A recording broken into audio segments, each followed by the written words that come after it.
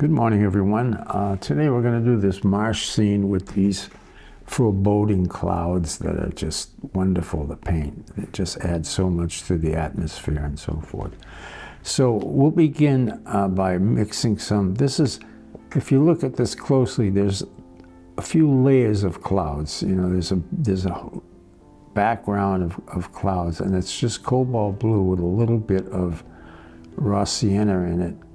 And there it is. I put that first wash down. I jumped the gun on the video, but it's very light, as you can see. There's a light, and then we're going to get a little bit darker with those streaks of clouds up above the dark clouds. Okay, so I'm adding a little bit of a quinacridone sienna into that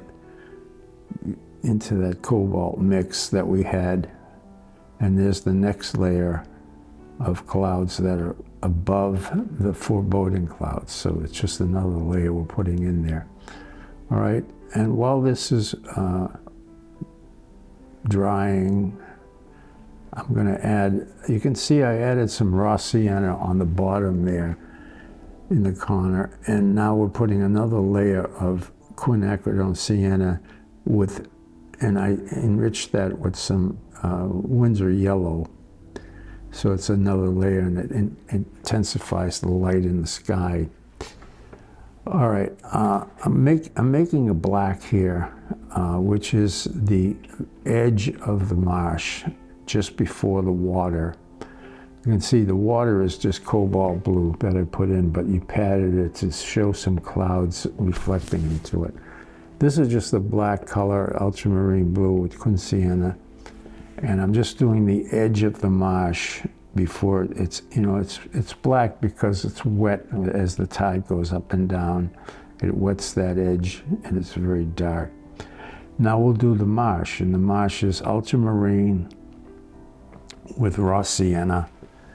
And you can see on the top edge of the distant marsh is lighter than the rest of the marsh. So that's what we mixed here. This is ultramarine and raw sienna, excuse me, and a little more water than we have in the rest. So it's a lighter green, and we're putting that in the distance. And now we're going to get darker. So we're going to mix up some ultramarine again with the raw sienna, and just a touch of quin sienna will make that nice and dark for you. So there's the dark green, and you can see that as the marsh turns down, it gets less light, so it's much darker down there.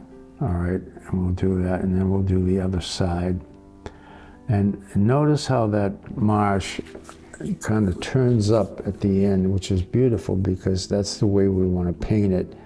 We want the viewer's eye, to go up that river and then hit that edge so it doesn't go off the paper but ends up going up towards the clouds.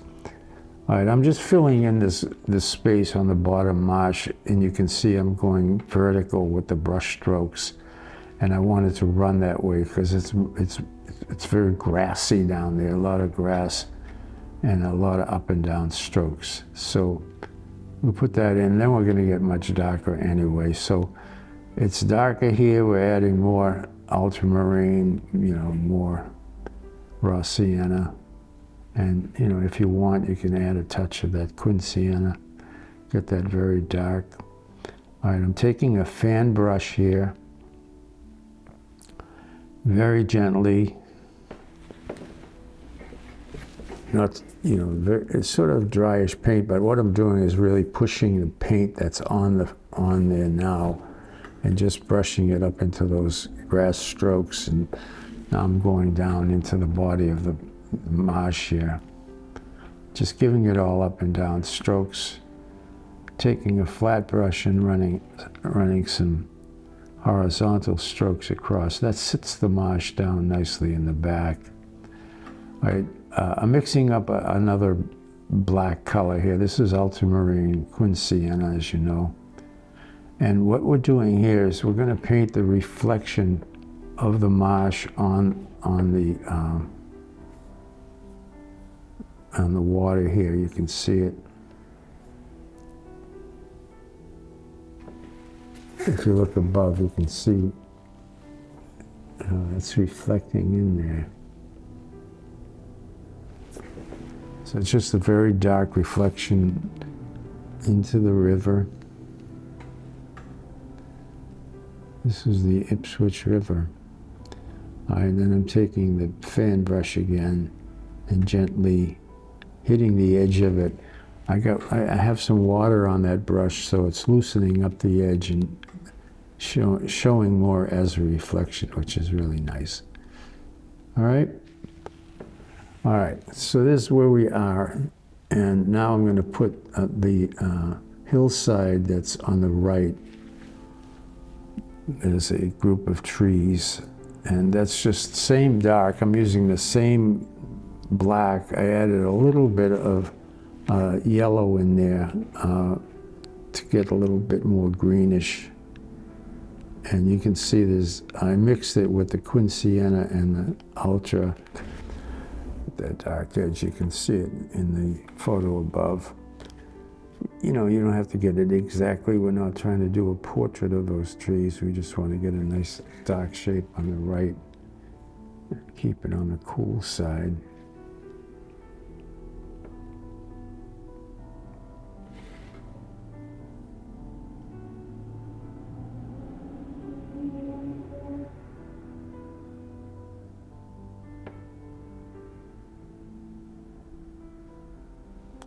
Now I'm just working that top edge. Little tree-like shapes. All right, now we'll do the other side. All right, right now we're doing just cobalt blue and doing those. I put a little drop of rose in there, but those are just distant hillside, distant hills.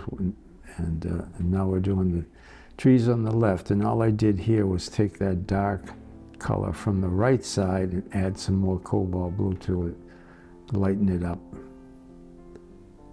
So you have those three distances. The one on the right is closer to you, the left side is in the middle, and then those cool blue hills are in the back. Now I'm taking it's still damp, so I'm taking a damp brush here and I'm wiping out some light on the back marsh there.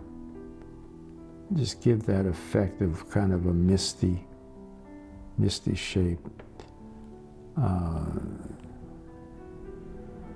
Okay, so now we're doing those clouds. These are the foreboding clouds. I mixed up. What you want to do here is just take some cobalt blue, or you can even use Ultra if you want, and just paint the shape of all the clouds. Don't worry about the dark spots and the light spots. Just paint the big shape of all the clouds you want to paint. Try to do more with horizontal strokes, because that really helps sit them down and show as these beautiful dark clouds, okay? So once you get the shape in, then you can add, mix up more color, add some raw sienna, some ultramarine to it, and I'm putting a little rose in those distant clouds. All right, so that's all part of the shape. Once you get that, soften the edges. You got to have soft edges in these clouds, and once you get that big shape, remember you can always use a paper towel to go in and pat out some light here and there in the shape and really help with the form and the cloud and the shape of the clouds. You have so many tools at your disposal here, so don't be afraid to use them. And once you get that set up, you can go. What I'm doing here is adding some gray clouds up in that left corner. Now I'm making some more dark, added a little raw sienna to that, a little bit of Quinsiena, darken with that blue, putting that in.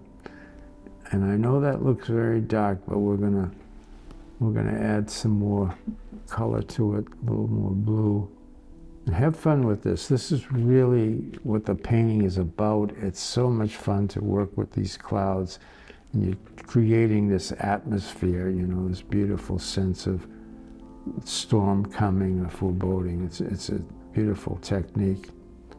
Great to use, great to do. All right, so there's the finished painting. Thank you so much for joining me. I appreciate it. And I hope you enjoyed that. I really hope you had fun with it. Thank you so much for watching, and I will see you again very soon.